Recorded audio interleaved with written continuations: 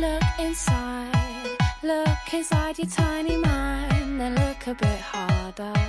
'Cause we're so uninspired, so sick and tired of all the hatred you harbor. Oi, gente, tudo bem com vocês? Voltamos com mais um episódio do Viver Ação. Falamos com o infectologista Dr. Fernando Bortolozzi e com o psicólogo Fernando Garcia. E o assunto é o chamado I igual a I. Basicamente, significa que pessoas vivendo com HIV, quando alcançam a carga viral indetectável por pelo menos 6 meses, não podem transmitir mais o vírus por via sexual. Mas qual o impacto desse fato científico para quem vive com HIV? Sabemos que a desinformação alimenta o medo e gera atos de discriminação. Mas I igual a I pode significar que não existem razões racionais para não ficar com uma pessoa com HIV. Não existem razões também para não dividir nossas vidas com quem vive com HIV. E claro, não existem razões para não amar uma pessoa com HIV. Então se liga, está na hora de acabarmos com os estigmas e as discriminações ligadas ao HIV, à sexualidade e à diversidade. Lembre-se, se você interromper uma história ou não se permitir começar uma história com alguém porque ela vive com HIV, quem pode acabar perdendo, e muito, é você. Então presta atenção. E quem vive com HIV não precisa se sentir menor ou menos merecedor só porque vive com HIV. A gente precisa se valorizar, pensar no que somos, o que fizemos até aqui e, principalmente, colocar sempre em primeiro lugar nosso autocuidado. Então, nada de aceitar abusos, violências, sejam verbais ou físicas, só porque a outra pessoa te aceita, apesar do HIV. Pra gente, ter HIV não é defeito e nem dá o direito a ninguém de abusar da sua vontade de amar e compartilhar. Lembre-se, pode parecer clichê, mas você só estará pronto para o amor quando se amar de verdade. Mas a gente sabe, nem sempre é fácil. Tem aquele medo da rejeição, tem aquela coisa do contar ou não contar e aquele nervosismo. Mas pense bem, você já passou por tanta coisa, lidou com o diagnóstico, superou e se superou, então nada de medo, desânimo e angústias. Se você decidir contar e rolar uma rejeição, bem, quem perde é o outro, que não vai ter o privilégio de compartilhar com essa pessoa incrível que você é. Antes de tudo, cuide de você. E, gente, se vocês ainda duvidam do I igual a I, vão descobrir nesse episódio que ele é comprovado pela ciência. Muitos estudos comprovam isso. O estudo HPTN-052 de 2011, o Partner One de 2014, o estudo START de 2015, Opposites Attract de 2017 e Partner 2 de 2018. Todos esses estudos foram essenciais para comprovar isso. E vários órgãos governamentais responsáveis pela saúde das pessoas confirmaram esta descoberta. Foi assim com o Ministério da Saúde em 2019. E foi assim com a Comissão Suíça de AIDS, ainda lá em 2008. Portanto, com o uso da terapia antirretroviral, temos benefícios para a saúde das pessoas vivendo com HIV ou AIDS, e olha que incrível, também para a prevenção da transmissão do HIV, em qualquer estágio da infecção. Isso é o que se chama de tratamento como prevenção. O entendimento de que a terapia antirretroviral eficaz previne a transmissão pode ajudar a reduzir o estigma ligado ao HIV e encorajar pessoas vivendo com HIV ou AIDS a iniciar e, principalmente, aderir ao tratamento com os antirretrovirais. Bora lá? Seja bem-vindo ou bem-vinda ao Viveração, nosso encontro quinzenal para falar de sexualidade, saúde e direitos humanos. Oi, gente, tudo bem? Hoje eu estou aqui com dois Fernandos, o Fernando Garcia, psicólogo, e o Fernando Bortolozzi, médico infectologista. Tudo bem com vocês, pessoal? Opa, tudo bem, Guto? Tudo bem, Fernando? Tudo bem, pessoal? Boa noite. Como é que vocês estão? Tudo bem por aqui também. Então, gente, hoje a gente vai falar sobre I igual a I, né? Indetectável igual a intransmissível.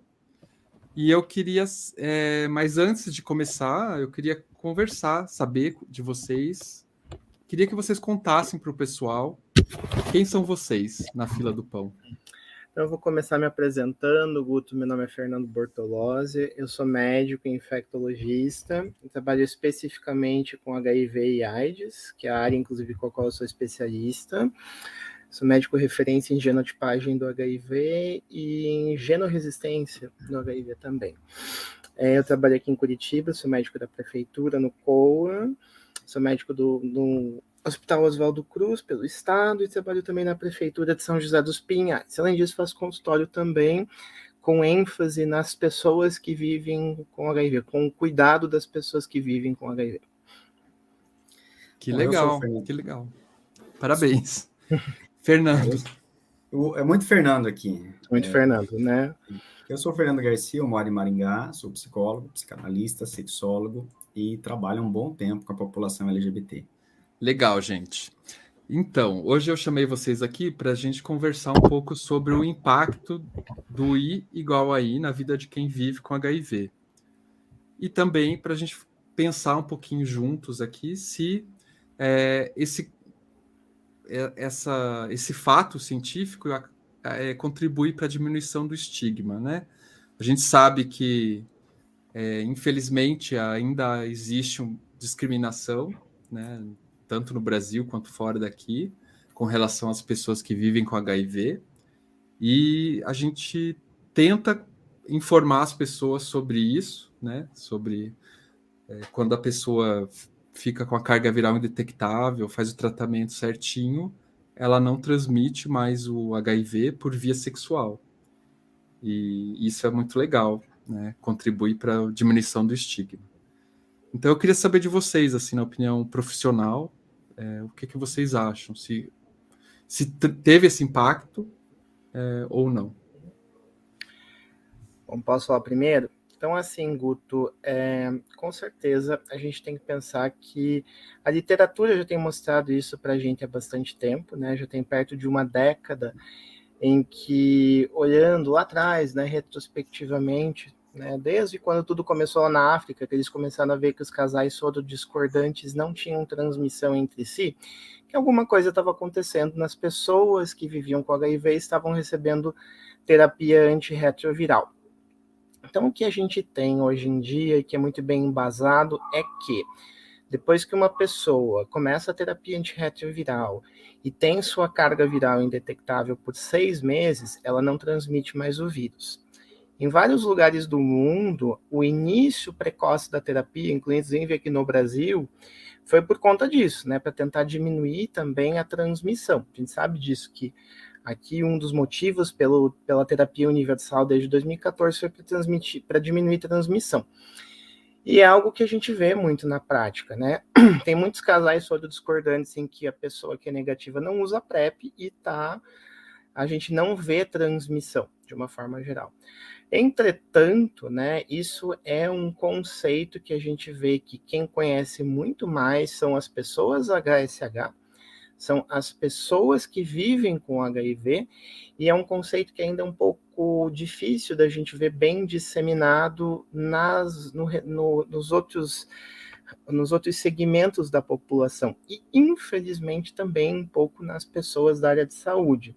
Claro que isso tem melhorado ano após ano, para diminuir estigma, e esse conhecimento eu acho que tem crescido um pouco.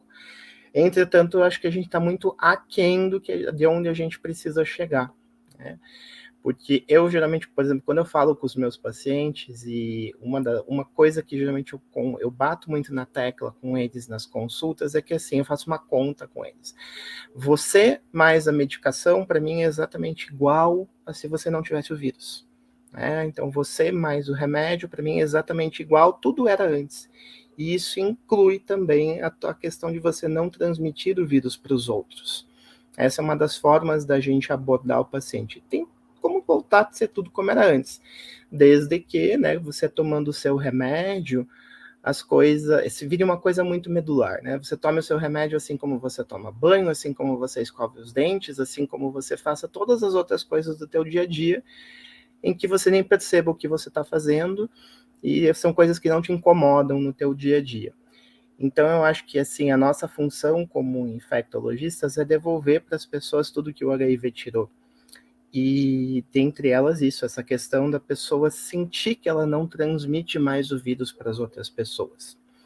Isso tem melhorado muito a qualidade de vida das pessoas, tanto pela questão de não transmitir o vírus para os outros, bem como a questão da culpa, sabe? A gente via isso muito nas décadas anteriores, as pessoas tendo muita culpa por ter relação sexual.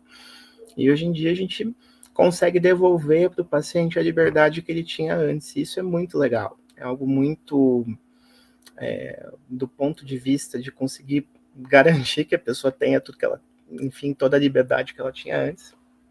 É algo muito, muito importante. Só que eu acho que esse conceito ainda precisa ser muito disseminado. E a gente sabe que tem muita ignorância ainda por trás, ainda tem muitos estigmas, ainda tem muita gente que insiste em tentar colocar a figura das pessoas que vivem com HIV como algo ainda com certo preconceito. Isso ainda é muito triste. E na tua visão, Fernando, o que você acha aí na tua prática? Isso, eu ia perguntar exatamente isso. O que o Dr. Bortolozzi traz é muito importante, que são dados científicos. Então, esses dados demoram muito para chegar nas pessoas. Em geral, quem tem acesso a esses dados é uma população que tem um nível de escolaridade melhor ou que tem mais facilidade de acesso a esses recursos. Computador, celular, internet, espaço para ter isso, né? Este assunto ainda é um tabu em muitas instituições, por exemplo, instituições que trabalham com política pública, escola, sindicatos, entre os profissionais de saúde, igrejas, e este é um assunto social, não tem nenhum grupo que é específico, a gente já não está mais em 1980, onde esse assunto ele enfiado, desculpa o palavrão aqui, goela abaixo em cima da população LGBT. Então, esse assunto, essas informações que o Dr. Bortolozzi traz são fundamentais, elas precisam chegar na base. Mas não é só a informação, é o entendimento do que isso significa, que esse é outro problema. O analfabetismo funcional é um problema. O não entendimento do que é CD4, de métodos de prevenção combinada e outras situações dificultam o entendimento do que isso significa de fato. Existe, parece que, socialmente, um espectro que a gente tem muita dificuldade de vencer, que é o ranço daquela mentalidade de 1980. Então, a galera que é um pouco mais jovem escutou do pai e da mãe, ouviu em filmes, que esta é uma doença que, quando a pessoa contrai o vírus, ela está condenada à morte. Para sair deste roteiro é um problema. Então, ainda que haja literatura, a absorção deste conteúdo de literatura dentro dos afetos de uma pessoa que foi infectada ou de uma pessoa que tem um relacionamento ali soro-discordante, é muito mais demorada, é muito mais complicada, porque ela implica em valores sociais. Pelo menos no círculo, na bolha onde essa pessoa vive. Então, ela estar vivendo com HIV ou ter um relacionamento com uma pessoa que vive com HIV traz uma série de questionamentos. Ainda que a pessoa apareça com o documento, o papel na frente, assim, dizendo, olha, o médico apresenta, o Dr. Bortolozzi apresenta. Igual aí, você está indetectável. Né? Racionalmente parece que é fácil de entender, mas emocionalmente essa pessoa pega esse papel, ela volta para casa e ela começa a escutar aquilo que a televisão fala, o que o padre e o pastor da igreja dela fala, e aí essa ideia do conceito de pureza ou de doença é muito pesado. É muito pesado. Então, é um tabu que está para ser vencido. A literatura está nos ajudando muito, mas o processo afetivo em torno desse entendimento é bem mais complexo. Inclusive, gente, só contando uma coisa meio pessoal aqui, eu sempre conto coisas pessoais nesse podcast. Quando o meu médico me falou sobre isso, eu falei para ele, tem certeza? Tem certeza absoluta? Quais são os estudos? Quis saber os estudos, aquele paciente mais chato. Sabe, Guto, isso é uma coisa que a gente... Eu vejo, assim, muitos colegas tentando conversar sobre isso, inclusive com população, com até os outros colegas que não são da área, mas eu trabalho muito esse conceito do you is equal to you na população que vive realmente com HIV. Porque, por exemplo, quando a gente trata, a gente faz o diagnóstico e acompanha, por exemplo, uma pessoa que tenha lá mais do que seus 45 anos, a gente conseguir colocar esse conceito na cabeça dessa pessoa de que realmente ela deixou de ser uma ameaça para a transmissão do vírus para as outras pessoas, é algo muito complicado. Tem muitas pessoas que ainda carregam dentro delas uma culpa, né?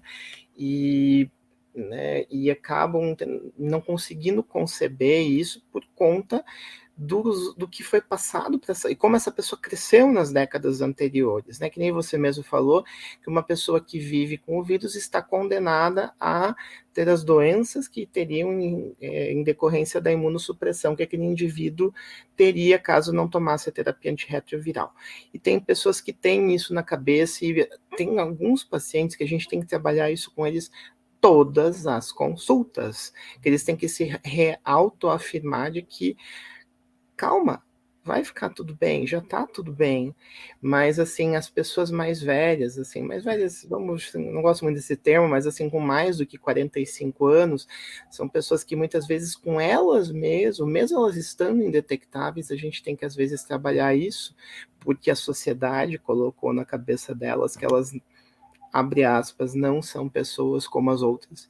E hoje em dia a gente consegue devolver para essas pessoas totalmente, né, as condições que elas tinham antes de contrair o vírus, né? Eu gosto de falar para os pacientes que ninguém tem culpa de ter HIV, né? As pessoas que têm o vírus, elas fizeram coisas que todo mundo faz, né? A gente não pode ser hipócrita. Ter o vírus não é problema para ninguém, o problema é não tratar. Não tratar, sim, é um grande problema. E o vírus só vai ser problema quando você não trata. Mas esse conceito de que você, em terapia antirretroviral, com carga viral suprimida, deixa de ser um fator de risco de transmissão para as outras pessoas, é algo que, no meu ver, não é só com a população, mas sim, muitas vezes, com o próprio paciente. Ele precisa da nossa ajuda, ele precisa do nosso apoio para entender que realmente ele não é mais uma ameaça nesse sentido. Mas vale lembrar, né, como infectologista eu tenho que falar isso, e isso a gente deixa bem claro com os pacientes. Para isso acontecer, e igual aí, é aquele cara que tem que ter uma adesão ótima. Terapia antirretroviral todos os dias. Saiu recentemente um estudo que foi publicado no CROI, no começo desse ano, que mostrou que carga viral maior que 200 cópias transmite. Tá? A gente acreditava até um certo tempo atrás que carga viral menor do que 1000 não transmitia, como a OMS pregava para a gente, né? Que carga viral menor do que 1000 já era o suficiente para não transmitir. E isso não se concretizou no que a gente viu nesse ano. Então, assim, muitas vezes a gente pega aqueles pacientes que têm aquela adesão subótima, né? É aquele cara que toma remédio, mas de vez em quando ele esquece. Né? A gente às vezes vai ver na dispensa lá de terapia antirretroviral, demorou uns 10 dias para pegar remédio, demorou uns 15 dias para pegar remédio. Então, essa realidade do I igual a I é para a pessoa que toma remédio certinho, todos os dias. Poucas coisas em medicina têm que ser perfeitas. O tratamento do HIV tem que ser perfeito. Daí, a gente consegue dar essa segurança para a pessoa que realmente ela não transmite o vírus para ninguém.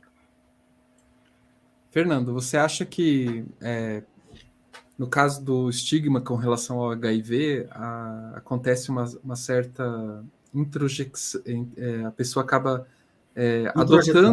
introjetando o preconceito, né, nela mesma, assim, porque eu coordeno, né, uma roda de conversas de pessoas vivendo com HIV. Não só pessoas vivendo, né? Na verdade, agora ela é aberta para quem quiser participar, que agora ela passou do mundo, digamos, presencial para o Twitter, né? Mas antes ela era presencial e eu via muitas pessoas isoladas, assim, não só em termos isolada, um pouco assim, claro que tem várias situações, né?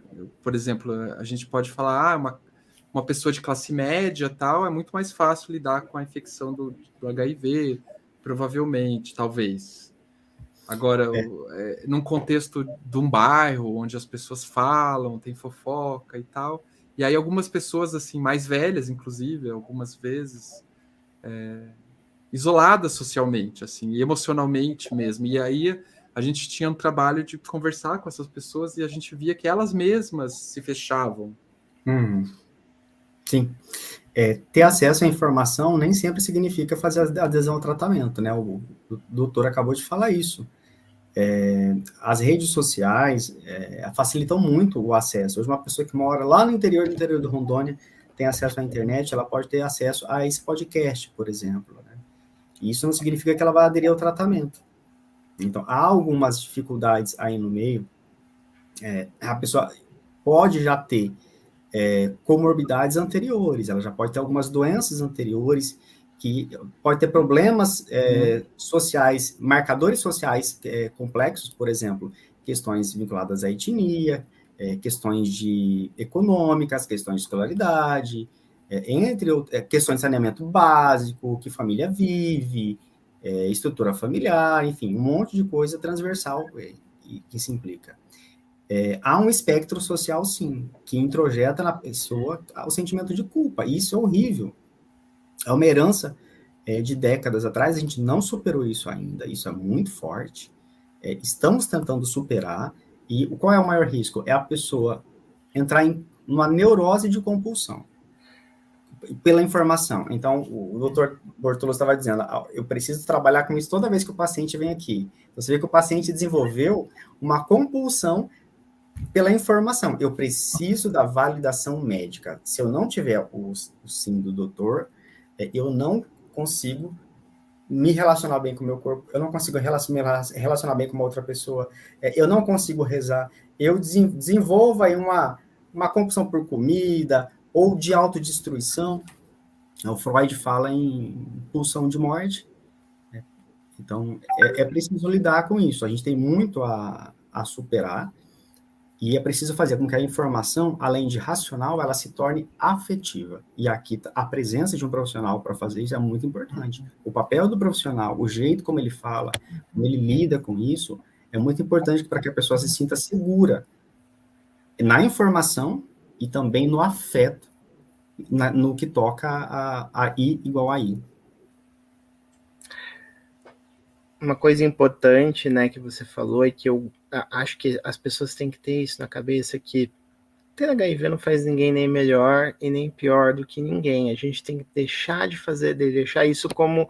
Tem algumas pessoas que usam isso tanto como um fator de inferioridade, e muitas pessoas também usam isso para tentar conseguir algum tipo de ganho, até com questões previdenciárias e coisas do gênero. A gente tem que entender, né, que isso não faz ninguém nem melhor nem pior do que ninguém. A gente tem que ver isso como uma condição médica, como qualquer outra, né?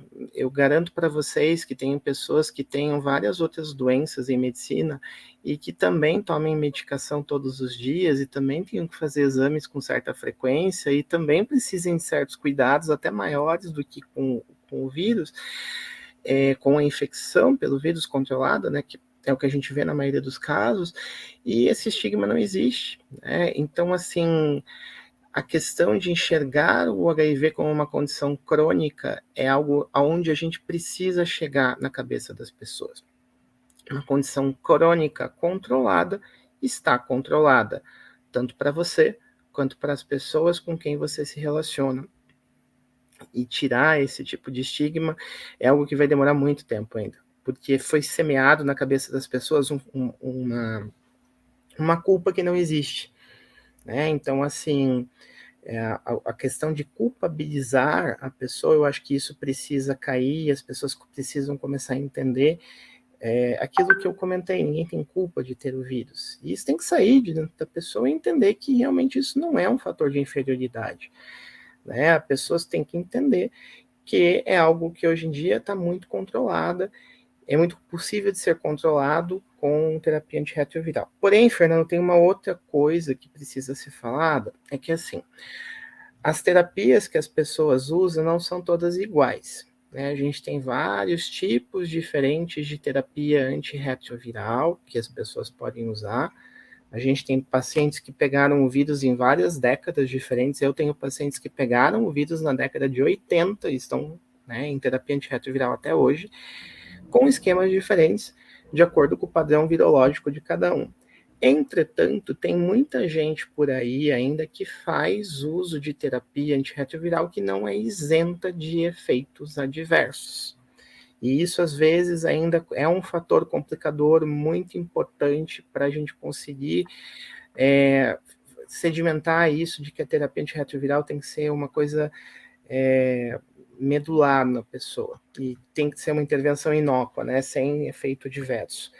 E tem gente que ainda está com esquemas muito antigos e isso limita muitas vezes a nossa adesão, porque a pessoa acaba se tendo algum tipo de efeito colateral e muitas vezes acaba não tendo um tratamento apropriado. Então isso é uma coisa que também precisa ser conversada com o médico. E se for possível, como na maioria das vezes às vezes dá um pouco de trabalho para a gente, às vezes a gente precisa fazer algumas mudanças, pedir autorização para a Câmara Técnica do Ministério em alguns cenários, mas é possível muitas vezes minimizar efeito colateral. Se nós queremos adesão do paciente, é direito dele não querer também efeito colateral do medicamento. Então, eu acho que são vários vieses aí. A gente vem de uma época aqui no Brasil em que realmente as pessoas usavam o termo, abre aspas, coquetel, fecha aspas, né? Eu odeio essa palavra, mas muitas pessoas usaram muitos comprimidos no passado e realmente que não eram isentos de efeitos colaterais. E hoje em dia esse cenário pode ser mudado.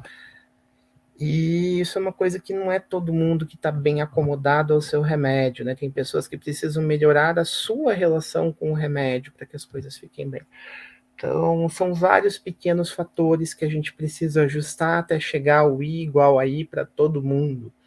Então, acho que é uma coisa bem mais complexa. A gente inclusive fez um episódio do Viveração, o 13 da temporada passada, que sobre tecnologias de tratamento, né, ao HIV. Então, a gente conversou com um especialista nessa área de a incorporação de novos medicamentos, coisas mais modernas que estão aparecendo. Tem 3 novos, né, que estão chegando aí para incorporar o nosso arsenal para os vírus mais resistentes, 3 novas medicações, mas cada vez mais que a gente vê, né, a literatura, a gente vê que a gente precisa de menos, né, combinações até mais enxutas para conseguir manter carga viral indetectável no paciente aderente, né? E isso a gente tem que tentar fazer cada vez mais para melhorar a vida da pessoa, né? Então tentar fazer com que o menor número de comprimidos, menor número de efeito colateral, então tentar enxugar o máximo possível a prescrição para conseguir fazer uma adesão mais fácil, né? Mas acho que tem chão muito para a gente conseguir chegar a isso, esse critério, esse conceito de igual aí para todo mundo, sem nenhum tipo de efeito adverso, que é o nosso sonho, né, como infectologistas.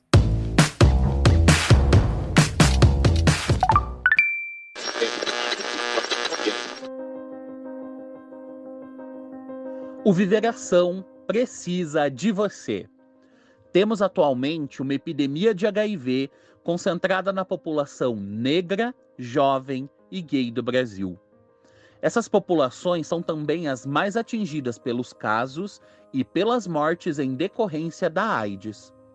Romper os tabus com relação às práticas sexuais é contribuir para a diminuição dos casos de agravos relacionados ao HIV e a outras ISTs. E, principalmente, contribuir para que tenhamos vidas afetivas e sexuais mais descomplicadas, saudáveis e felizes. Precisamos falar sobre sexualidade e despatologizar as práticas sexuais para desmitificar e desestigmatizar o HIV. É por isso que precisamos da ajuda de todos vocês para chegar a mais pessoas. Quanto mais gente ouvir o Viveração, maior será a capacidade de mudar essa realidade. Participe da campanha, ajude a impulsionar os episódios do Viveração Podcast. Contribua com a gente. Nossa chave Pix é viveraçãopodcast@gmail.com. Lembrando que Viveração é sem cedilha e sem o tio. Todo o dinheiro arrecadado será usado exclusivamente para o impulsionamento dos nossos episódios nos tocadores e redes sociais. Então, gente, eu tenho uma pergunta um pouco delicada, que é assim, eu sou ativista, né, nessa área, né, na área de prevenção e na área de HIV no geral, e eu observei uma certa resistência, não só entre ativistas, mas também entre profissionais da saúde, né, para informarem as pessoas sobre o I igual a I, né, com o argumento que o I igual a I, assim como a PrEP, seriam tecnologias, né, entre aspas, que de prevenção ao HIV, mas não as outras ISTs, né? Então, o que acontece algumas vezes é um pé atrás com essas tecnologias novas entre aspas também, né? Porque pela preocupação com outras ISTs, como a sífilis, por exemplo. Eu queria saber de vocês o que vocês acham, né? Se isso é uma forma de preconceito e como que a gente poderia combater isso, né? Para mim, assim, é que assim, Guto, o conceito de I igual a I, que nem eu falei, ele vem da onde? De onde que a literatura traz isso para gente? Dos casais soro-discordantes. Então, esse conceito realmente a gente vê lá dos estudos retrospectivos de casais soro-discordantes. A gente extrapola que essas pessoas também não transmitam HIV, mesmo que não sejam para parcerias fixas, tá? Mas isso não é de onde essa informação foi tirada. Entretanto, o I igual a I, ele nunca foi um fator isolado para diminuir a transmissão do HIV. Ele é um daqueles fatores que fazem parte do que chamamos de prevenção combinada. Então, a questão realmente de I igual a I nunca foi um fator isolado para impedir a transmissão do HIV, bem como o PrEP também nunca foi e nunca deve ser utilizado como metodologia única para a prevenção do HIV, nem como o preservativo deve ser usado como estratégia única. Estamos em 2022, na era da prevenção combinada, em que a gente associa várias ferramentas para conseguir ter a transmissão conseguir diminuir ou até neutralizar a infecção pelo HIV. Então, eu acho que essa questão de não disseminar é falta de informação e saber de onde que essa informação foi tirada, que foi dos estudos retrospectivos lá na África de casais soro-discordantes, né? Muitos casais, inclusive heterossexuais, em que o parceiro negativo não pegava o vírus do parceiro positivo, porque o parceiro positivo estava em tratamento. Então, a gente tem que pegar esse dado de onde que isso vem nos estudos clínicos. Esses dados, eles vêm desses casais. Então, assim, a gente deve passar essa informação para o paciente para ele se sentir seguro de não transmitir o vírus para os outros. Mas eu também acho que isso a gente tem que tomar um pouco de cuidado e ter uma cautela importante em quando a gente passa essa informação e a pessoa também use isso como um único critério para ela não se prevenir, por exemplo. Isso também não é respaldado por literatura. Então, eu acho que é muito de acordo com a forma com a qual a gente passa essa informação. A gente tem que passar essa informação de uma forma que a pessoa não se sinta com medo de passar o vírus para as outras pessoas. Entretanto, ela não deve deixar de se proteger, porque a gente já tem mais de 40 doenças que podem ser transmitidas pelo ato sexual. Então, Isso é até mais um fator de proteção para a pessoa, para ela não se culpar. Eu sempre penso muito mais na pessoa do que no outro, porque ela tem que tirar esse sentimento de culpa dela. Mas, e para os profissionais, eu acho que o que tem que ter em mente é que, em detectar o seu paciente, acaba sendo um fator que você acaba diminuindo a transmissão para as outras pessoas. Acho que é essa informação que tem que passar para eles. E não que a pessoa que está indetectável que saia por aí tendo relação com várias pessoas sem preservativo. Isso não é o objetivo. Ou sem outros métodos de proteção. Mas sim, tirar justamente mais uma vez essa história do sentimento de culpa, do sentimento de medo de transmissão e coisas do gênero. Acho que a informação ela tem que ser passada com base científica, com base de onde essa informação foi adquirida. Entendi. Você quer comentar, Fernando? Eu só para endossar o que o doutor falou, a experiência que eu tenho com outros profissionais também caminha nessa direção. Eu já escutei frases do tipo, eu não concordo com isso, porque disseminar essa informação é dar uma autorização para que alguém transe sem camisinha. Então, você vê que o profissional, quando fala isso, ele não tem informação ou correta ou suficiente sobre isso. Ou esse profissional tem algumas crenças anteriores que dificultam o entendimento. Em geral, são crenças de cunho religioso ou moral. Então, eu nunca ouvi por aí de que I igual a I significa tá liberado fazer o que você quiser, na hora que você quiser, do jeito que você quiser, sem ter nenhuma proteção extra combinada. A prevenção combinada é o melhor método de prevenção que a gente tem hoje nesse sentido, para que a pessoa se sinta tranquila, mas que também dê ao seu parceiro tranquilidade e autocuidado. A gente vê isso também muito com o PrEP, né? Então, eu vejo que alguns profissionais eles se sentem um pouco inseguros de prescrever o PrEP, pensando justamente que algumas pessoas vão deixar de usar o preservativo.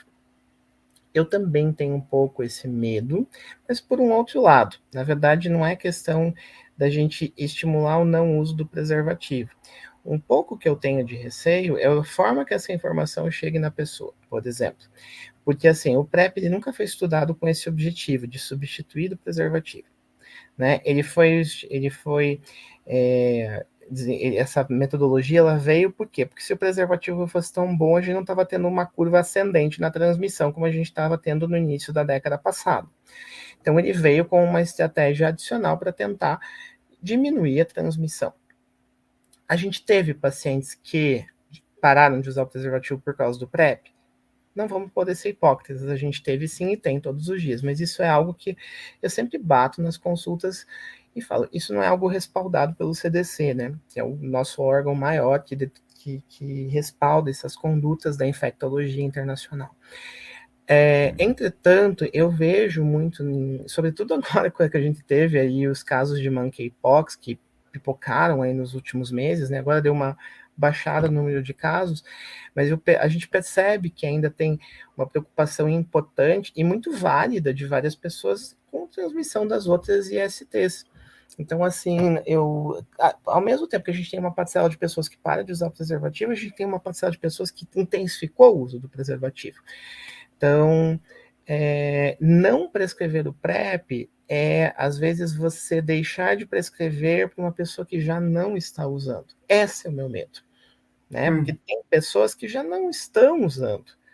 Então, assim, isso que a gente tem que tomar um pouco de cuidado, né? Porque tem algumas pessoas que, infelizmente, a gente não consegue concluir isso nos hábitos da pessoa. E aquela coisa, a gente tem que tentar traçar estratégias que consigam contemplar todo mundo, né? Tentando associar a maior possibilidade de métodos possíveis para prevenir. É que nem eu sempre falo para o pessoal assim, se anticoncepcional fosse tão bom, não tinha mulher grávida com anticoncepcional, não tinha mulher grávida usando preservativo, não tinha mulher grávida usando DIU. Como que se inibe uma gestação não desejada? Acoplando vários métodos anticoncepcionais. Então, na prevenção do HIV não é diferente, a gente tenta fazer prevenção combinada. Então, é o que a gente vê. E o I igual a I é um desses pilares, né, em detectar os pacientes. Por que é importante também a questão da gente instituir o PrEP? Porque antes de eu fazer o PrEP, eu tenho que testar todo mundo, ou seja, eu vou fazer diagnóstico de quem já tem HIV e não sabe. Daí eu começo a terapia antirretroviral com esse cara, eu detecto esse cara e ele para de transmitir o vírus para os outros. E se ele estava indo fazer PrEP, ele podia ser uma fonte de transmissão para outras pessoas. Então, em detectar todo mundo também é uma estratégia de prevenção do ponto de vista epidemiológico. Então, a gente precisa entender que esse critério não é só nem para a pessoa, isso é epidemiológico a coisa. A gente de saúde pública até, né? Sim. Exatamente. Então, esse conceito tem que ser disseminado, sim, tá? Eu gosto, inclusive, muito nos casais que não são HSH, né? Os casais heterossexuais, pela questão da gestação, né? Então, a gente tem que... É uma forma... Muitas vezes você tem uma das pessoas... Porque, assim, querendo ou não, casal heterossexual, você vai ter que ter, em algum momento, uma relação sem preservativo, se você quiser uma gestação de modo convencional. E, assim, isso é algo que a gente bate muito na tecla com eles, porque é algo que a literatura respalda, eles têm que se sentir seguros para fazer isso. Então, é um conceito que você, sim, precisa passar para o paciente, até como incentivo a uma adesão perfeita, a uma adesão ótima, né, que a gente chama. Então, é só um comentário, gente, para... a gente tem algumas pessoas que participam aqui do projeto, né? Tanto escutando o podcast e sempre dão um feedback para a gente, mandam mensagem e tal. Alguns até viraram meus amigos. E tem também alguns até que participaram da roda de conversa, participam sempre e tal. E a gente tem visto desde o ano passado, né, que o projeto existe, que tem algumas pessoas que iniciaram a PrEP, já não usavam camisinha, mas começaram a fazer a PrEP, e a partir da PrEP começaram a ter uma consciência um pouco maior do próprio corpo, da própria sexualidade, e começaram a ter esse tipo de reflexão para pensar a prevenção, e não ficaram só na PrEP. Teve gente que até largou a PrEP depois. Que legal. Largou no sentido de, tô namorando, sei lá, nesse sentido. Não sei, Guto, eu já sou uma pessoa que eu acho que PrEP a gente tem que ser a gente tem um pouco de cautela antes de abandonar, sabe? Porque PrEP, querendo ou não, previne e previne muito, né? E a gente fala em associar métodos. Então, eu acho que deixar de usar, acho que tem que ter uma consciência muito grande, né? De que, né, não vai ter risco mesmo. Eu acho que sim, associar outros métodos, beleza, mas a PrEP se demonstra cada vez mais como uma estratégia muito importante na prevenção. Então, acho que assim, Não, deixar inclusive, de não, mas... inclusive eu falo, gente, você estar num relacionamento não quer dizer que você pode abrir mão dos métodos de prevenção, né? Isso é uma questão, assim. Eu até tenho, sabe, Guto, eu posso falar porque eu não vou falar nomes, eu tenho um casal, né, que um dos era positivo, né, o outro era negativo, e eis que o parceiro negativo aparece com o vírus positivo numa das consultas, né. Trocando em miúdos, depois de um tempo eu descubro que o outro parceiro deixou de tomar a medicação e não avisou o colega, não avisou o parceiro. E às vezes as pessoas falam, mas se o meu parceiro está indetectável, por que eu preciso usar o PrEP? Porque o PrEP visa proteção individual, independente da adesão do seu parceiro. Então, tudo bem, se o seu parceiro está usando o remédio certinho todos os dias, ele não te transmite, mas a sua prevenção não deve depender da adesão do seu parceiro. Por isso que eu te prescrevo PrEP, porque vai que ele deixa de tomar o remédio e não te conta. Então, eu ainda sou das pessoas que defendem que sim, mesmo seu parceiro sendo indetectável, eu acho que você precisa usar PrEP, porque eu, como médico, eu viso a sua proteção de forma individual, independente da adesão do seu parceiro. Não é duvidar do seu parceiro, mas é associar o maior número de metodologias que consigam prevenir a transmissão do vírus possível, sabe? E ter uma responsabilidade compartilhada também, né? Porque a responsabilidade ficando só em cima de um também não me parece muito justo também. Nos estudos do PrEP, né, a gente vê muito esse critério, proteção individual, e para mim mesmo, numa relação fixa, eu devo proteger aquele paciente pensando nele do ponto de vista individual, independente do outro. Então, isso é muito importante a gente ter em mente. Né? Para mim, casal soro discordante, eles falam, você prescreve PrEP, porque você, né, porque uma pessoa não confia na outra. Não é questão disso, é que são coisas diferentes, né? E a pessoa precisa estar protegida independente daquilo que depende da sua própria vontade. Então, isso que é importante a gente ter em mente. Fernando Garcia agora. Eu queria te fazer uma pergunta um pouco delicada, né? Vamos lá. No movimento de HIV entre os ativistas, há uma crítica bem frequente à questão do I igual a I por causa da questão de algumas pessoas não conseguirem chegar a essa indetectabilidade, né? Por motivos diversos, não só por motivos psicológicos ou dificuldades para adesão, como por motivos, às vezes, sociais, né? ou às vezes econômicos. A gente já teve, por exemplo, na roda de conversa em 2019, caso de pessoas que não estavam aderindo ao tratamento, que a gente descobriu depois, que eram pessoas que não tinham o que comer. E aí, como elas não tinham o que comer, elas não conseguiam tomar o remédio, ou tomavam e passava mal, tal. Então existem questões que vão além do individual, né? Então eu queria pensar com vocês, né? Mas começar com você, como que a gente poderia falar disso, pensar essas questões do I igual a I, mas sem colocar a responsabilidade apenas no indivíduo, né? Porque a gente pode pensar saúde de uma forma mais ampla, não somente colocar o peso em cima do indivíduo apenas. É uma ótima discussão, Guto. Eu falava agora há pouco sobre marcadores sociais, isso é muito importante, né? Então, tem pessoas, realidades e realidades, não dá para a gente universalizar respostas, embora a gente fique procurando algum padrão, mas sempre haverá um caso ou outro que foge, e a pessoa precisa ser considerada na sua individualidade dentro do seu contexto. Tem uma frase que eu odeio na psicologia, que eu tenho raiva, ódio mortal, que é, aspas, você é o único responsável pelas coisas que te acontecem, fecha aspas. Ninguém vive numa ilha, né? O efeito borboleta é exatamente isso.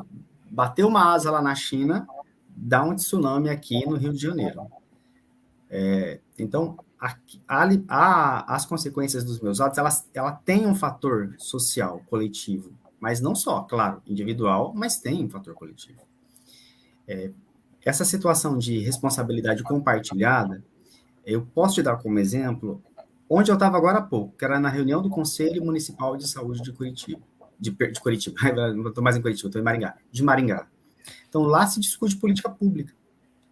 Este assunto, ele precisa sair do nível individual, enquanto informação, prevenção, tratamento, e ganhar espaços coletivos, sem tabu, ou melhor, diminuindo o tabu possível, o quanto menor possível. Por exemplo, em igrejas, sindicatos, empresas, postos de saúde, e por aí vai. Como disciplina ou como conteúdo programático nas universidades. Porque para ter responsabilidade social, contudo, não implica só o sujeito, implica onde ele vai ter acesso, se ele tem acesso a chegar na unidade de saúde, se ele vai chegar lá alimentado ou não vai. Em cidade pequena, por exemplo, isso é muito complicado. Você imagina que uma pessoa, para pegar PrEP ou para pegar outra medicação numa cidade pequena, no posto de saúde, o sigilo ali é muito complicado. E tem gente que não quer pegar, vai para um grande centro, então nem sempre tem dinheiro para ir lá, tem que faltar um dia no trabalho para poder vir numa cidade polo para poder pegar medicação. Que consequências tem isso no trabalho dela, que consequência tem isso na família dela, às vezes a família nem sabe da situação da pessoa. Então isso é complexo, mas há como diminuir os prejuízos. Inclusive, né, a PrEP, se a gente for ver, por mais que a PrEP esteja no Brasil desde 2018, eu não sei se todo mundo sabe disso, mas a gente já teve 2 momentos da PrEP aqui no Brasil. Em 2018, quando ela chegou aqui, ela foi unicamente destinada para as capitais. Não sei se você sabia disso, Fernando. Ela não existia Sabia. quando ela não era financiada pelo Ministério da Saúde, ela era unicamente como projeto de pesquisa do CDC no Brasil. Uhum. Né? Em julho do ano passado, a PrEP passou a vir pelo Ministério da Saúde, começou a ser financiada por ele, e inclusive ela pode ser agora prescrita por qualquer médico, não precisa mais estar num projeto de pesquisa. E aí sim ela chegou nas cidades menores, ou seja, a PrEP no Brasil como um todo, eu digo que PrEP no Brasil mesmo, a gente teve em 2021. A gente não tinha antes, porque tinha alguns centros selecionados como projeto de pesquisa. E isso a gente vê que quem distribui a PrEP são as mesmas farmácias que dispensam a terapia antirretroviral. No cenário dos pacientes que vivem com HIV, o que a gente vê muito na realidade, inclusive eu trabalho com muitos pacientes que vivem na região metropolitana de Curitiba. Né? Tem pacientes que faltam consulta, né, porque não tem dinheiro da condução, porque não tem, às vezes, alguém que saiba ler, que possa vir junto com ele para conseguir ajudá-lo na consulta. Tem gente que não consegue coletar os exames algumas semanas antes, porque também passa pelas mesmas dificuldades. E tem pessoas que às vezes têm que andar mais do que 100 quilômetros para conseguir chegar na farmácia de dispensação. E a gente vê, eu falo que hoje em dia o HIV está bem democrático, né? No passado, quando a gente tinha o início da epidemia, a gente via o HIV muito mais nas populações que tinham um bom nível socioeconômico, eram pessoas que viajavam, eram pessoas que tinham uma vida social boa. Hoje em dia tem HIV para todo mundo, né? E está bem democrático de uma forma geral, e ele pega, inclusive, as populações que são muito mais desfavorecidas. E a gente vê, né, esse cenário muito no dia a dia. Então, claro que a adesão tem muita relação com o fator social, sim. O problema é que para conseguir resolver isso, são vários fatores, né? Primeiro, que a gente precisava fazer com que o cuidado do HIV chegasse cada vez mais na atenção básica, né? Então, por exemplo, a gente vê a descentralização do cuidado do HIV muito aqui em Curitiba, né? Que o cuidado do HIV foi para as unidades de saúde. Mas lá no interiorzão, que é onde a gente precisava que isso acontecesse, isso não acontece. E muito pelo contrário, muitas vezes o colega que está atendendo lá na ponta, lá no interior, não tem nem conhecimento da área para conseguir fazer um tratamento apropriado. Então, esse tipo de cenário está muito longe da gente conseguir resolver, porque para a gente conseguir chegar até o paciente vai ser muito difícil. E ele não consegue muitas vezes chegar até a gente, pelo menos não com a frequência que a gente queria, que a gente gostaria, para conseguir ter uma adesão apropriada. Essa concepção de entender o que é o HIV, o que está acontecendo com o seu organismo, muitas vezes a gente atende pacientes que nem entendem qual é o que essa doença representa para eles. Né? Inclusive, eu vejo isso muito, inclusive, na população heterossexual. Né? A gente vê muito na população heterossexual algumas parcelas da população que estão num nível que beira a miséria. E muitas vezes isso também tem relação com o uso de substâncias, com escambo, né, de sexo por outros benefícios. Então a gente vê muito isso também. E eu acho que resolver esse problema é algo que vai demorar e muito, né? A gente vai ter que melhorar e muito nosso sistema de saúde se a gente quiser chegar e contemplar todas essas populações. Pra você ter uma ideia, a gente atende pacientes de cidades que não tem nem 10 mil habitantes. A gente tem pacientes com HIV nessas cidades, que a gente vai pegar, às vezes, o endereço do paciente, aquele endereço, assim, que é uma estrada tal, que não tem número, é próximo de não sei o que, tem ponto de referência lá, que é não sei quantos quilômetros, e é assim. E tá lá, uma pessoa que vive com o vírus, e a gente também precisa fazer que ela fique igual aí. Então, Sim. tem chão. É interessante a gente pensar até que essa discussão é sobre saúde, sobre o sistema do tratamento do HIV, que não pode ser só biomédico, né? Tem que ter também um olhar, um cuidado aí, tanto na proteção social quanto na questão da saúde mental. né, que muitas vezes é desconsiderado, por exemplo, né? Em muitos lugares a gente não tem uma assistência na área de saúde mental no Brasil, né? No interiorzão, enfim, e algumas periferias também não. Fernando, só para comentar, antes de você falar, que eu lembrei de uma frase do Sartre, que é meio uma resposta a essa frase que você falou da psicologia aí, que é: o importante não é aquilo que fazemos de nós, mas o que nós mesmos fazemos do que os outros fizeram de nós. Uhum. Que eu acho que é uma frase um pouco mais interessante do que aquela que você falou. Exatamente. A gente vive num contexto onde se fala muito em prosperidade, né? Como se isso fosse um item absolutamente válido para todo mundo, crescente e não dinâmico, fixo. Isso é impossível. Né? Ninguém tem só prosperidade ou só saúde na vida. As vicissitudes, dores, doenças fazem parte do ser humano. E aprender a lidar com isso é importante. O impacto mental na pessoa que tem I igual a I melhora bastante, mas não dá conta. Ele vai precisar de um outro suporte, às vezes religioso, que nem toda religião ajuda, ou pelo menos nem todo religioso, nem todo discurso religioso colabora para essa pessoa aprender a lidar com isso. Mas é preciso encontrar outros mecanismos de enfrentamento. Por exemplo, conversar com o melhor amigo. Por exemplo, conversar entre mais de um amigo, se for o caso. Algumas religiões inclusivas podem tratar sobre isso. Participar de fóruns de discussão. O Grupo Viveração, por exemplo, que faz esses debates, esses encontros como suporte e apoio. Fazer terapia. Conversar com alguém que já vive essa realidade com tranquilidade, ajuda a diminuir o impacto. Né? Agora, essa é uma desconstrução que precisa ser levada para a vida toda. Para a vida toda. E é possível, sim, diminuir o impacto psicológico, o sofrimento psíquico de uma pessoa que vive com HIV, tendo I igual a I ou não. É possível diminuir esse sofrimento. Se for necessário auxílios psicotrópicos, a medicina está aí para isso. Né? O Dr. Bortolozzi está aí para isso. E fazer esse tratamento olhando mais de uma dimensão é caminhar para uma realização, para uma serenidade em relação ao próprio sexo e à sexualidade. Eu ia fazer justamente esse comentário, que esse é um aspecto, às vezes, negligenciado, né? Quando as pessoas...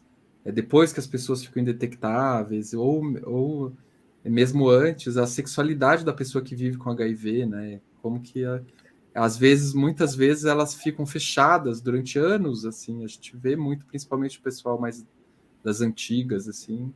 É muito pesado. Guto, assim, quando a pessoa descobre que foi infectado com HIV... começa a surgir um monte de neuroses, assim, a relação com o corpo dela muda, ela pode começar a se olhar de um jeito inadequado, ela pode começar a se sentir suja, ela pode começar a olhar para as pessoas e ter medo de tocar nelas. O sentimento de não merecimento, eu acho que é o sentimento mais comum, junto com a culpa, dos que eu já encontrei em terapia. É impressionante isso. E é todo mundo assim? Não. Mas a maioria das pessoas passa por uma fase de nojo de si mesma, ou de não consigo encostar em alguém, porque tudo que é meu é pecaminoso, é sujo, é feio, eu vou causar a morte de alguém, a pessoa assim entra num círculo de pensamento tão ruim que sem ajuda profissional talvez não consiga. E é possível, sim. O esperma, o corpo, o beijo de uma pessoa que vive com HIV não é menos puro ou menos sadio do que uma outra pessoa. Né? Então, a gente precisa falar sobre isso com tranquilidade, com serenidade, para ajudar a pessoa a se olhar com amor. Eu gostei da fórmula que o doutor usou aí no começo da nossa conversa, que é, olha, você mais a medicação, para mim, é igual uma pessoa que não tem HIV.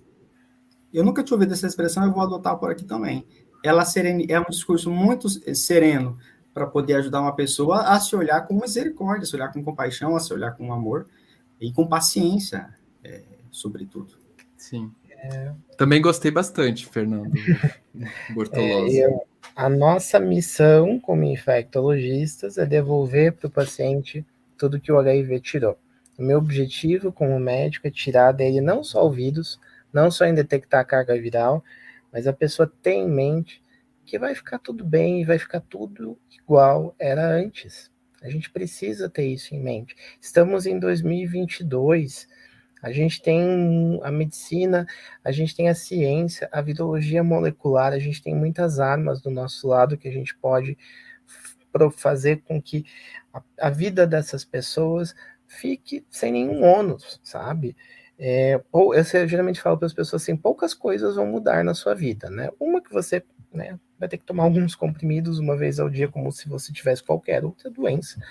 Você vai ter que vir olhar para minha cara algumas vezes durante o ano, né? Você vai ter que fazer algumas consultas e vai ter que coletar alguns exames de tempos em tempos, né? Inclusive, né, a gente faz screening de várias outras doenças juntos, né? E já tem até estudos que mostram que pessoas que vivem com HIV e tomam medicação vivem até mais do que pessoas que não têm o vírus, porque são pessoas que vêm mais ao médico e que fazem diagnóstico de outras doenças de forma mais precoce. Então, são pessoas que têm uma melhor assistência à saúde, tem pessoas que têm mais saúde, essa é a palavra que a gente tem, né? Então, a gente tem que ter em mente que quando a pessoa está em tratamento, ela praticamente não tem doença, ela tem uma condição crônica controlada, ela não tem nem marcador inflamatório elevado, né? Ela tem, eu geralmente falo assim, né? Eu posso fazer com que eu seja o pior pesadelo que esse vírus possa ter, mas você precisa deixar que eu consiga, que você me permita poder te proporcionar isso. Mas você tem que começar a pensar que é como se esse vírus, eu não consigo tirar ele de você, hoje, 2022, mas é como se eu enfiasse ele dentro de uma jaula, dentro de uma gaiola, e ele nunca mais causasse nenhum tipo de ônus para você e nem para outras pessoas. E para isso acontecer, eu tenho que te dar o remédio e você tem que tomar todos os dias, né? Como se a gente fosse lá trancar a gaiola todos os dias. Fazendo isso, a vida é absolutamente normal. A gente tem que colocar na cabeça das pessoas critério de normalidade. Ninguém é melhor e nem pior do que ninguém por ter o vírus. Então, é muita questão de conversa, é muita questão da gente tirar a questão da culpa. Eu criei essa formulazinha para conseguir explicar para algumas pessoas, às vezes, que são muito humildes. E pessoas, às vezes, que não têm esse conhecimento de igual aí, então é uma forma da gente pegar ali a matemática básica e tentar proporcionar para essas pessoas isso. Quando eu decidi, né, entrar e me dedicar ao cuidado das pessoas que vivem com HIV, foi justamente tentando isso. Para mim, carga viral indetectável é importante? Mas não é a única coisa. A gente tem um ser humano por trás, e a gente precisa fazer com que essa pessoa, né, tenha uma vida normal, como todas as outras. Inclusive, Fernando, deixa eu te falar uma coisa que eu também falo para os meninos é o seguinte, não é porque você tem o vírus, tá, que você não vai ter direito a ter todas as outras condições médicas que você teria, independente de ter o vírus. Sim. Isso inclui transtornos de ansiedade, transtornos de humor, problemas relacionados à sua autoestima, problemas que a gente vê na população que não tem o vírus e também pertencem à tua faixa etária. Libido baixa. Essas coisas também fazem parte da realidade das pessoas da tua faixa etária que não tem o vírus. Isso também precisa de tratamento. Sim. Então, assim, as pessoas veem, não, eu tenho HIV, então eu só tenho condições médicas relacionadas a isso e esquecem todo o resto. Não é assim, tem um ser humano na minha frente. E eu falo assim, às vezes eu vou ter que encaminhar para um médico que não é um infectologista, é um médico, às vezes, sei lá, eu encaminhei esses dias um paciente para um gastro, precisava de uma avaliação lá, de uma lesão esofágica genética que eu não conhecia. O paciente achou super estranho encaminhar ele para outro profissional. Eu falei, como se você, aos seus 30 e poucos anos, não pudesse ir para outro profissional, né? Você não é porque você tem o vírus que você não possa ser atendido por outra pessoa. Você é um indivíduo normal. Inclusive, Fernando, tem muitos meninos que escrevem aqui para o projeto falando, eu Eu fiquei gripado 2 vezes esse ano. Será que meu tratamento não está fazendo efeito? Você mora em Curitiba, né? Significa que você é uma pessoa, um ser humano que fica gripado às vezes. Primavera chegou. Eu só pergunto para eles se eles estão imunizados, né? Porque eu sou muito carrasco com vacina. Isso realmente eu tenho que, coisa que eu sou muito chato com vacina com os pacientes. Então eu já começo a dar bronca, por exemplo, se ele não está imunizado para gripe, para as outras coisas assim. Nossa, são coisas que já me tiram mais do sério. Mas assim, eu falo, nossa, que bom que você só teve 2 infecções respiratórias esse ano, porque a média de quem vive em Curitiba é 5 a 6, então você está no lucro, né? Eu não tive nenhuma. Eu não tive nenhuma esse ano. Você está imunizado? Tô. Fernando briga muito com quem não toma vacina. Nossa, se existe uma coisa que faz você levar bronca nas minhas consultas, é estar com o calendário vacinal atrasado. Eu tomo todas as vacinas, todas. Esse é o cara que, agora que foi liberada a vacina do HPV, e os meus pacientes também, que eu já dei cartinha, não tomaram a vacina do HPV, chegando, putz, esqueci de tomar. Esse é o cara que vai levar bronca. Mas, não, vacina muito não dá para brincar, né, gente? Vacina não dá para... Sim, tomei todas de Covid, tomei, nossa... As 5? As 5. Ah, bom. Tem vacina, eu tô tomando. Eu pergunto, é grátis? Grátis, então eu vou tomar. Parece que vai ter incorporação da ACWY, da meningo ACWY nos próximos meses. A gente está torcendo para isso. Legal. Então, né, vacina é um troço muito importante no nosso legal. Se incorporar, eu vou tomar também. É de graça, né? Então. Claro. Então, da gente, nem sinal por enquanto, mas. Por enquanto, não, né? Então, gente, eu queria agradecer a vocês. Eu gostei bastante do papo, foi bem interessante. E, ao mesmo tempo, não ficou um papo pesado, né? A gente conseguiu falar de várias coisas e um pouco além até do tema do episódio. E eu queria abrir o microfone para vocês darem um recado final, falarem o que vocês quiserem, na verdade. Passar redes sociais, se quiserem. Muito obrigado, Guto, pelo convite. Novamente, eu fico sempre muito honrado quando você me chama para vir para cá, pela sua confiança do pessoal do projeto. Fernando, bom te ver por aqui, em outros trabalhos, em outras situações. O pessoal que está aqui no podcast ouvindo, não desista de você. Você tem um projeto de vida te esperando, né? Você não é um diagnóstico médico nem psicológico. Você é gente que merece gozar, que merece ser feliz, viajar, namorar, pagar conta também. E aí essa parte é mais chata. Exatamente. Então, não desista de você, apesar de qualquer situação ou tristeza. Dividir tristeza faz a gente chegar mais perto da alegria. Então, se alguém quiser conversar comigo depois, o meu Instagram é @psicofernandogarcia.